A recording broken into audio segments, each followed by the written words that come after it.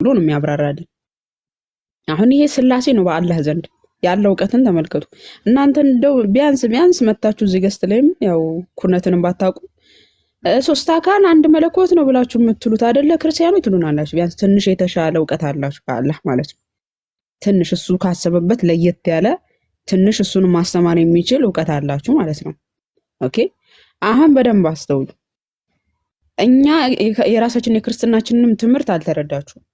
ሲቀጥል ደግሞ አንድ ነገር ከአእምሮ በላይ ስለሆነ ስህተት ነው ማለት አይደለም። ለአእምሮ የቀለለኝ ነገር ጣዖት ነው እንጂ የአምላክ ባህሪ ሊሆን አይችልም። አምላክ ምንጊዜም ከአእምሯችን በላይ ነው። ቅዱስ ዮሐንስ አፈወርቅ ይላል የራሳችን ባህሪ እንኳን ጠንቅቀን ማናውቅ እንዴት ሁሉን የፈጠረን ፈጣሪ ሁሉን እናውቃለን እንላለን ይላል። ስለዚህ ስለራሳችን ባህሪ እንኳን እኮ አናውቅም። ባይዘው ስለራሳችን ማለት እኛ ሰዎች ስለራሳችን ባህሪያት እንኳን አናውቅ ጠንቅቀን። ካዲያ ሁሉን የፈጠረን ፈጣሪ እንዴት ሁሉን አውቃለሁ እንላለን? ስለዚህ ከአእምሯችን በላይ ከአሊ ነው አምላካችን እግዚአብሔር። ሁሉን እናውቀዋለን አንልም። እርሱ በወደደው መልኩ ግን ራሱን የገለጠበት መንገድ አለ። ያንን መንገዱን እንከተላለን። ሙሉ በሙሉ የሚያውቀው ልጁ ብቻ ወልድ ብቻ። ስለዚህ እኛ ገና ለገና አልገባችሁም ወይም ደግሞ እናንተ ስላልገባችሁ ትናንትና ባይዘው ሰለምኩ ያለው ልጅ ዮሐንስ ወንጌል አንዳንድን ሲተረጉም አይተዋላ ጋዲ እኔ ይሄ ነገር መስሎ ስለታየኝ ይሄ ነገር ነው ብዬ ያሰብኩት በቃ ትክክል መስሎ አልታየኝም በቃ ሰለምኩ አለ። አንተ ትክክል መስሎ ስላልታየ ብቻ የክርስትና አስተምሮ ስህተት ነው ማለት ነው እንዴ? እንጦሮጦስ ብትገባ መብት ነው። ግን አንተ ስህተት መስሎ ስለታየ ብቻ የክርስትና ትምህርት አንተ ስላልተረዳኸው ስህተት ነው ማለት ነው አይደለም። አንደኛ አውዱ ላይ ያለ መረዳት ራሱ ክርስቲያናዊ ያልሆነ ማለት ነው። ስለዚህ ሙስሊም ወገኖቻችን እናንተ ለአእምሯችሁ የከበዳችሁ ነገር ወይም ደግሞ ከአእምሯችሁ በላይ ስለሆነባችሁ ብቻ ስህተት ነው ማለት አይቻልም። አምላክ ከአእምሮ በላይ ነው። ቀላል የሆነ ለአእምሮ ቅልል ያለ አምላክ ይሄ አንተ እንዲመቸው አድርገህ የቀረጽከው ጣዖት ነው። በምትፈልገው መንገድ እንድትጠቀምበት የቀረጽከው ጣዖት። ልክ መሐመድ ሴቶችን ሲፈልግ አንተ ነብዩ ሆይ የፈለካትን ሴት ብታስጠጋ ብታርቅ አንተ ላይ ኃጢያት የለብህም ለዚህ ሲፈልግ የቀረጻት ጣዖት ማለት ነው። ሱራ 33 51 ላይ 50 ላይ ኦኬ የፈለካትን ሴት ብታስጠጋ ብታርቅ በአንተ ላይ ኃጢያት የለብህም። ከአእምሯችን በላይ የሆነው አምላክ ግን ይሄንን ይከለክላል። ኦኬ ለአእምሮ ምቹ አድርጎ የፈጠረው መሐመድ ደግሞ ይሄንን ይፈቅድልኛል አለ። ለራሱ እንዲመቸው አድርጎ እንትን አደረጋት ቀረጸው። ኦኬ ልክ ሴትን ልጅ ከሚስቱ ሰራተኛ ጋር ግንኙነት ለመፈጸም ሲፈልግ ፈጽሞ ደረሱበት ሚስቶቹ።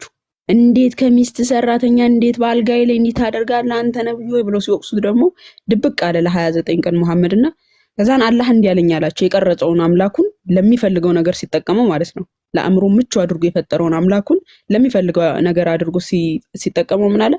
አንተ ነብዩ ሆይ ሚስቶችን በአንተ ዘንድ ማስወደድን የምትወድ ሲሆን ለምን በአንተ ዘንድ እርም ታደርጋለህ የሚል አንቀጽ አወረደለት። ፈቅጄልሃለሁ እኮ ለምንድነው እርም የምታደርገው የሚል አንቀጽ ማለት አየ። ለአእምሮ ምቹ አድርገህ ስትፈጥር እንዲህ በፈለከው ሁኔታ በምትፈልገው መንገድ እንትን ታደርጋለህ ትጠቀምበታለህ የፈለከውን ጣዖት ማለት ነው። ለምን አንተ በምትፈልገው መንገድ በአእምሮ ውስጥ ያስቀመጥከው ስለሆነ። ኦኬ ስለዚህ መሐመድ ለሚፈልገው ነገር የቀረጸው አምላክ እንጂ እውነተኛ የአምላክ መገለጥን ይዞ አይደለም ወደ ህዝቡ የመጣው። ይሄንን ልታውቁ ይገባል።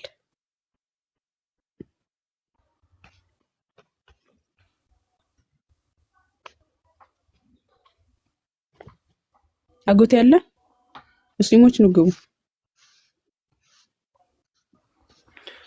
እንዴት አላችሁ? ሰላም ብያለሁ ሁላችሁንም።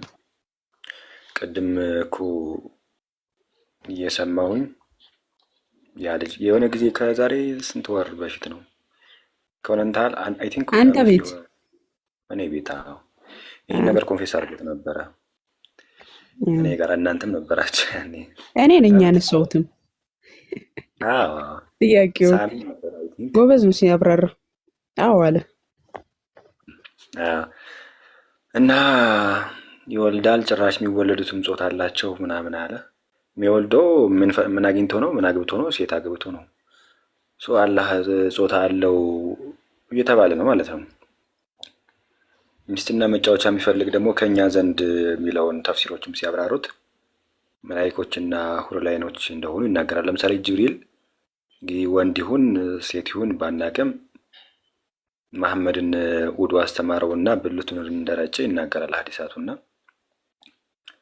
ምናልባት እሱንም ሊሆን ይችላል፣ ጅብሪልም ሊሆን ይችላል ሊያገባው የሚችለው ማለት ነው። ሴት ከሆነ ጅብሪል ብልቱን የረጨው ጅብሪል ማለት ነው። ምንድነው ማጋራትን ስለፈራ ነው፣ አጋሪ እንዳይሆን ነው ምናምን እንደዚህ ያለ ነገር ነው የሚነሳው ብዙ ጊዜና አላህ ራሱ አላጋራም ወይ? አጋሪ አይደለም ወይ? እንዴት መሰላችሁ?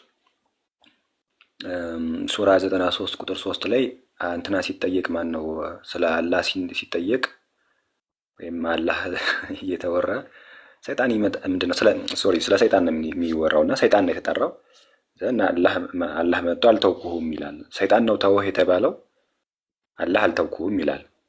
ወይም ደግሞ ስለ አምላክ እየተወራ ምንድነው ስለ ሰይጣን እየተወራ አምላክ አቤት ይላል ማለት ነው። አምላክ ተብሎ የተገለጸው አካል አስቡት።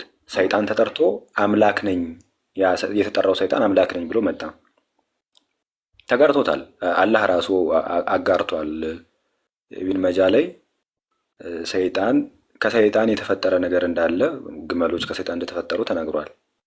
ከማን? ከሰይጣን። ስለዚህ አላህ ራሱ አጋርቷል ማለት እንችላለን። እኛን ባይዘው ኢንተርፕሬት ራሱ የምናደርግላችሁ የመጽሐፉን ባለቤቶች ጠይቁ ስለተባልን ማለት ነው። ስለተባላችሁ ቁርአኑም ስለሚፈቅድልኝ ኢንተርፕሬት አደርጋለሁ። ቁርአኑ ግራ ገባችሁ አይደለ? ይሄው ስልጣን ተሰጥቶኛል፣ ቁርአኑ ራሱ ስልጣን ሰጥቶኛል ኢንተርፕሬት ማድረግ እችላለሁ ማለት ነው። ምንድነው ሰይጣን ተጠራ፣ አምላክ የተባለ አካል አቤት አለ። ያ ሰይጣኑ ማለት ነው የተጠራው ሰይጣን እኔ አምላክ ነኝ ብሎ አቤት ያለው ሰይጣን ደግሞ ምን ፈጥሯል? ግመልን ፈጥሯል። ከሱ ግመል ተፈጥሯል። ከማን? ከሰይጣን። ስለዚህ አጋርቷል። ምንም ጥያቄ የለውም። ማን? አላህ ራሱ። ኢንተርፕሬት አደርጋለሁ እኔ ቁርአን ፈቅዶልኛል ኢንተርፕሬት እንዳደረግ። ለማንኛውም ግን ይህን ነገር ነው የሚያሳየው። እነዚህ ነገሮች ሌሎች ሙስሊሞች ይግቡና ደግሞ እንቀጥላለን።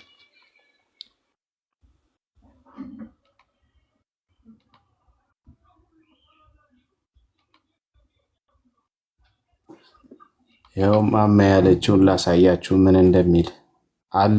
በነገራችን ላይ እንኳን ሙስሊሞች አላህም አልተረዳም ስላሴ ወይም ደግሞ የሙስሊም ስኮላሮች ራሱ እና ኢብን አባስ በመሐመድ ጊዜ ነበሩ፣ አልተረዱም። ሱራ 4:171 ላይ ታውቁታላችሁ አይደለ? አምላክን ስለ ኢሳ ይናገርና እናንተ የመጽሐፉ ሰዎች ይላል። ይሄ የወረደው ለናጅራል ክርስቲያኖች ነው።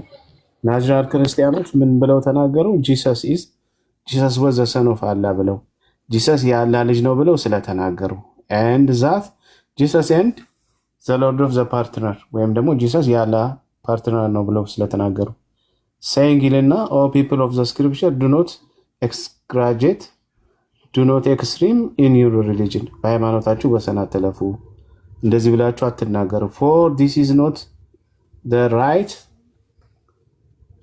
course ይሄ ትክክለኛው ንግግር አይደለም ይልና እዚህ ጋር ያላችሁ ምን ይላሉ? say not 3 አትበሉ የሚለውላችሁ say not 3 አትበሉ ይልና a son a father and a wife እንደዚህ የሚል አለ። ለክርስቲያኖች ነው። ስላሴ ሲሉ ወይም ሶስት አምላክ ሲጀመር ሶስት አምላክ አንልም። ሶስት ብለው ሲያምኑ አለ ልጅ አባትና ሚስት ብለው ነው የሚያምኑት። ስለዚህ አባትና ሚስት ተጋብተው ልጅ ወለዱ ነው እያለ ነው ያለው። አሁን ታዲያ አላህም እነ ኢብን አባስም እነ ኢብን ከቲርም ሌሎችም ሙፈሲሮች ስላሴን ካልተረዱ ሙስሊሞች በዚህ ዘመን ያሉት እንዴት ይረዱ ነው? አምላካችሁ እንግዲህ እንደዚህ ነው ያለው። እንግዲህ ኢብን አባስ ማለት የመሐመድ ሳባ ነው፣ የመሐመድ ያጎቱ ልጅ ነው። እንደዚህ ነው የሚረዳው። ስላሴ ሲባል ኤሰን የፋዘር ኤንድ ዋይፍ ብሎ ነው የሚረዳው። ኬታ መጣው? ይሄን ለናጅራን ክርስቲያኖች ብሎ አስቀምጦ ለክርስቲያኖች ነው የተሰጠው። ክርስቲያኖች ሶስት ብለው ሲያመልኩ አምላክን ልጅ አባትና ሚስት ብለው ነው የሚያመልኩት ብሎ ነው የሚከስ። ምን የሚሉት ንግግር ነው? ኬት የመጣ ነው? እንደዚህ አምላካችሁ ያልተረዳ እናንተ እንዴት ትረዳላችሁ? አምላክ ሆኖ የሥላሴን አስተምሮ መረዳት ካልቻለ እናንተ ተከታዮቹ ትረዳላችሁ ብለን አንገምትም። እሺ እሺ፣ አልጀላሊ ደግሞ ምንድን ነው የሚለው እስቲ? እሺ that is a god or three god Jesus his mother እዚህ ጋር ደግሞ god Jesus and his mother ብሎ ነው ያስቀመጠው። እዚህ ጋር በተመሳሳይ አልጀላሊም እንደዚያ ብሎ ነው ያስቀመጠው። ሶስት አትበሉ ሲል ጎድ አለ። እንግዲህ ጎድ ራሱን አላህ ለማለት ጎድ ማለት አምላክ ማለት ነው። እንግዲህ ራሱን በዛ አስቀምጦ በአቦታ አስቀምጦ ይሆን አላውቅ። ጂሰስ እና ሂዝ ማዘር እንደዚህ ብለው የሚያመልክ የሥላሴ አስተምሮ እንደዚህ ብሎ የሚናገራል። አምላክ ሲንል ጎድ ማለት ምን ነው? እግዚአብሔር እንበለው። ጎድ እንግዲህ እግዚአብሔርን ለመተካት ከሆነ እግዚአብሔር ኢየሱስና ማርያም ማለት ነው። እግዚአብሔር ማለት እኮ የሶስቱም መጠሪያ ስም ነው። አሁን እዚህ ጋር እግዚአብሔር ብሎ ያስቀመጠው ምንድን ነው? እሺ እግዚአብሔር፣ እሺ እንረዳው። አሁን ለማለት ፈልጎ እግዚአብሔር አለ፣ ኢየሱስ አለ እና ማርያም ሂዝ ማዘር ሶስት ስንል እንደዚህ ነው የምንለው ብሎ እየተናገረ ነው። የትኛው ክርስቲያን ነው እንደዚህ ብሎ የሚናገር? ይሄ እንግዲህ ሙስሊሞች እንደዚህ ነው የሚረዱት። ስኮላሮቻቸው በዚህ ነው የሚያስቀምጡት። አሁን ዘመን ላይ ያሉ ሙስሊሞች መጥተው ግን ለማስተካከል ይሞክራሉ እነዚህ